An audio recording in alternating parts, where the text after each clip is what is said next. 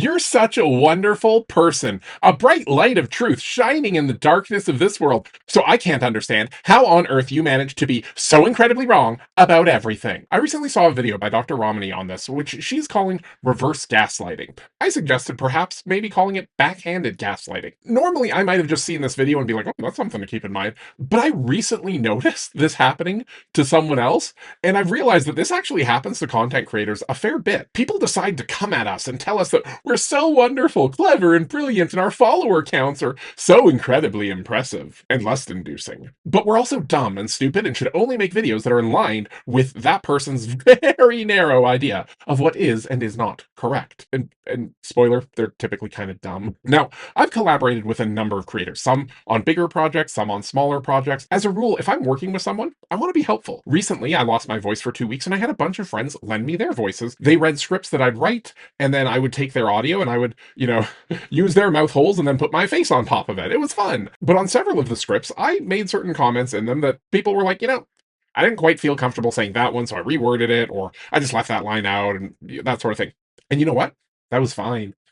Because I never wanted anyone to feel pressured to surrender their autonomy to me. We were working together, and consent, as in all things, is incredibly important. I'm fortunate that I've only had a few people since I've started making content message me and relentlessly try and bully me into adhering to their perspective. In one case, it was someone who was trying to gaslight me into thinking that cluster B personality disorders are a disability, which, don't get me wrong, I'm sure that they're not fun to have, and I'm sure having a personality disorder is hard. But typically, with disabilities, one of the major things that activists advocate for is to encourage people and organizations to listen to people with the disabilities about how they can accommodate them. Unfortunately, with personality disorders, oftentimes the best way to help them is to do the exact opposite of what they demand. So I really do not believe in any way, shape, or form that using language around disability for people with cluster B personality disorders is in any way productive.